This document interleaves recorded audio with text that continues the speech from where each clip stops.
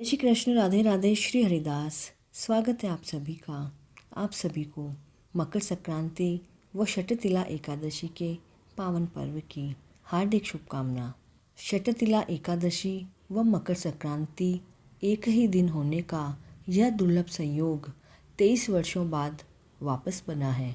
शटतिला एकादशी माघ मास के कृष्ण पक्ष में आती है। शटतिला का अर्थ है कि तिलों के 6 प्रकार के प्रयोग वाली एकादशी होती है। इस एकादशी पर तिलों का विशेष प्रयोग होता है, जैसे तिल से स्नान, तिल से उपटन, तिल से तर्पण, दान, सेवन और आहुति। इस तरह तिल का प्रयोग करने से सभी पाप नष्ट हो जाते हैं और साथ ही मोक्ष की प्राप्ति होती है।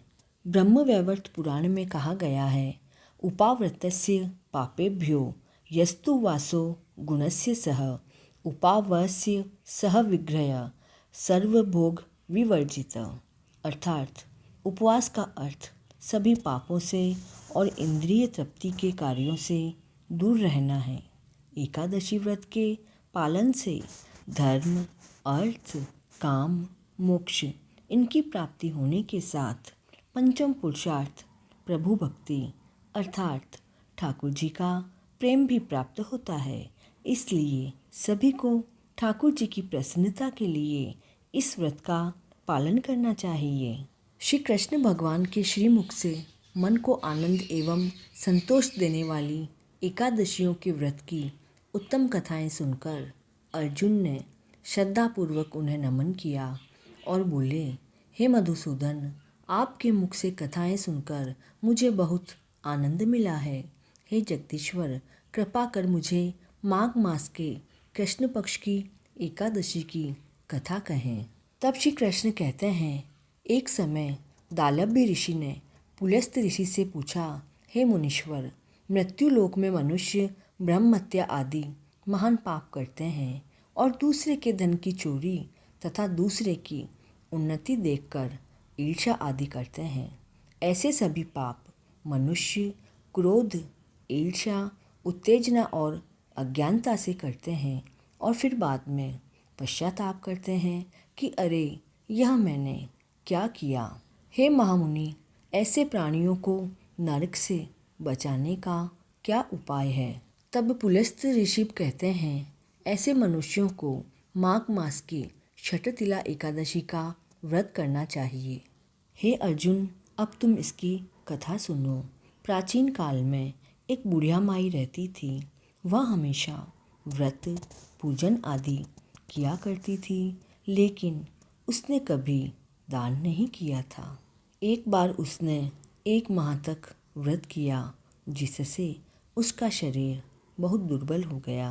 तब चतुर्भुजधारी भगवान विष्णु ने सोचा कि इस ब्राह्मणी ने व्रत आदि से अपना शरीर शुद्ध कर लिया है, जिससे इसे वैकुंठ की प्राप्ति हो जाएगी। परंतु इसने कभी भी अन्न आदि का दान नहीं किया, जिससे इसकी मुक्ति होना कठिन है।